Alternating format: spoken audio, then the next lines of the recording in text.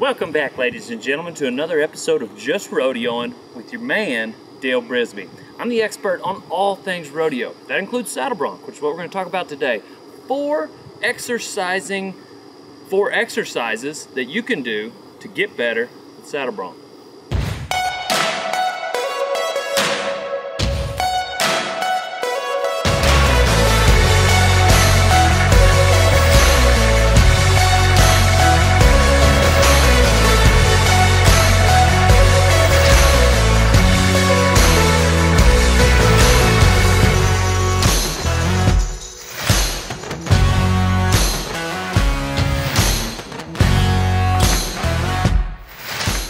Most of you know me as the greatest bull rider of all time, and I'm usually out spurring big bramer necks for big money checks. But when I get to those rodeos, I like to help the saddle bronc riders out. You know, it's midway through the rodeo, get stretched up, I'm up there, slap a horse out here or there. So I've learned a few things over the years, because kings run with kings. So I'm going to give you 4 exercises that you can do as an up-and-coming bronc rider.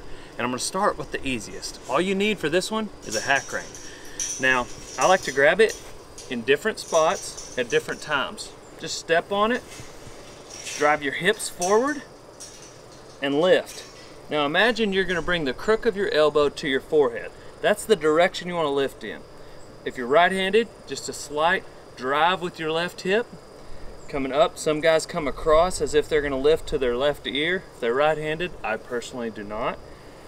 Keep your free arm square, as if you've got pizza in there. And you're keeping your shoulders back behind your hips. And right here in this position, you want to imagine yourself spurring a bronc. Lifting and spurring. The 2 most important fundamentals in bronc riding are lifting and staying back. If you get bucked off, you weren't doing one of those 2 things. So our first exercise is lifting. Second exercise, you're going to need a saddle. I personally use a G-Bar G. It works for the Wright family, and they've got plenty of world championships to show for it, so it should work for you too. Now, when you're sitting in your G-Bar G, what you want to do is when you're spurring back, you want your body and your butt, your hips, everything to stay square. So grab a hold of the saddle with your legs. You're holding onto it there. Your butt is in it square. Grab the front of the swells with your left hand. Find a comfortable place back here with your right hand. Roll that saddle over to the right. My butt is still square. Spur back to the front, back to the front. When you come to the front, you don't just swipe anywhere, you kind of squeeze in. Give yourself some muscle memory of grabbing a hold of that horse, okay? These are some of the little things that you see the champs do. I do a lot of these same things in the bull riding. The judges will notice. Amateurs are like, that guy's getting loaded. Man, he's getting loaded, and they sound like that. Really, they're just not seeing the little things that guys like the greatest of all time do, okay? Same thing right here on the other side. Coming back, squeeze just a little. Creates that muscle memory. Because when you're actually on the bronc, you can only think about 1 or 2 things at a time. You don't need to be thinking about squeeze, you know, that needs to be muscle memory. That's why exercise number 2 is so important. Do it all the time. When you're watching TV at night, sit in your saddle. Okay, the Spur Board. There's a lot of different ones out there. You can make them at home.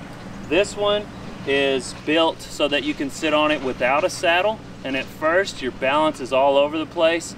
Most people weren't born with the same equilibrium that I was. Mine is like crazy excessive. Okay, so I don't expect you to be as good at this as I am, but you can get close if you practice enough.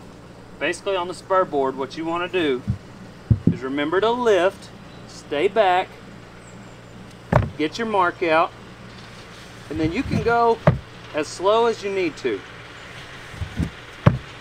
Right here you can really emphasize the drag. When your feet go to the front that fast, you can't go to the back that as fast as you go to the front because you'll get out of time with it.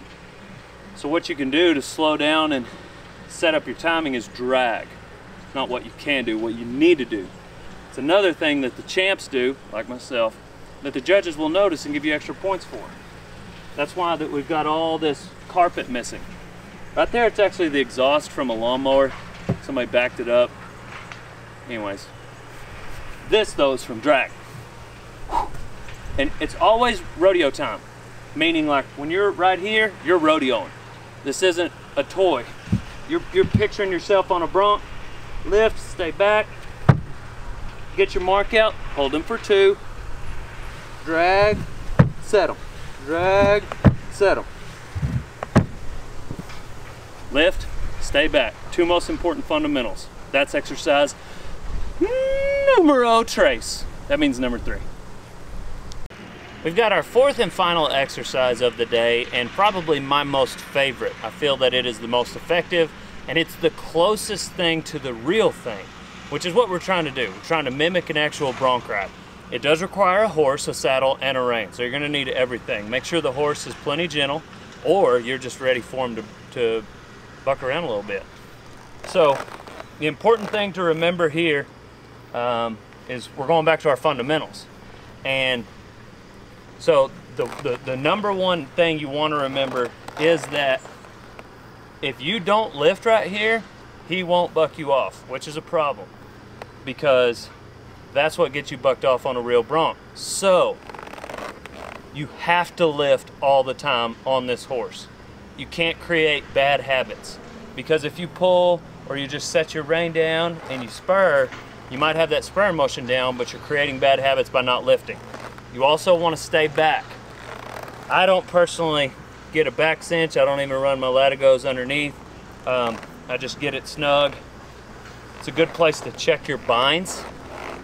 Once you get all of that going, usually what I'll do, we're gonna stay in one spot right here, but most of the time we'll turn and walk 5 or 6 steps. We might do that here in one sec. But essentially, you want to recreate the exact moment that you're gonna have in the bucket chute. Picture it in your mind. Lift right here. Okay, boys.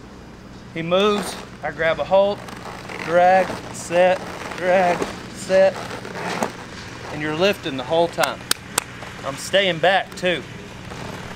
Meaning, like in a real bronc ride, you might find yourself, when that horse gathers up, it sends you forward a little bit, but you don't want to practice giving him your shoulders. He might try to take it from you in the real bronc ride, but you don't have to practice that.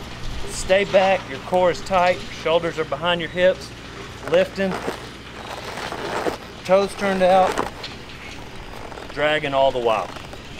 Great way to create excellent muscle memory. So when it comes bronc riding time, all you got to think about is the fight. Turning it on. Now get everything, Donnie? Think so. Lift and stay back, kids. That's all you need to know. That's all you need to know. Now, I've gotten all my bronc riding expertise from 2 sources. Number 1, Sankey Rodeo Schools. Lyle Sankey's been to the NFR in all 3 rough stock events. He's a Hall of Famer, puts on schools all over the country. SankeyRodeo.com. Great place to start, great place to tune up. The other one is the Crawley brothers. Good friends of mine, roommates in college, and I watch and observe. You're probably gonna watch this and think, man, there's more than one way to skin a cat, and there probably is. This is what I've seen work with the sources I have. So, find yourself at a Sankey school, have a great mentor, G-Bar G saddles, Barstow boots. If you're gonna ride broncs, you have to have Barstow boots. I paid for these. This is not a plug, but you got to wear Barstows. It is a must. And rock and roll denim reflex.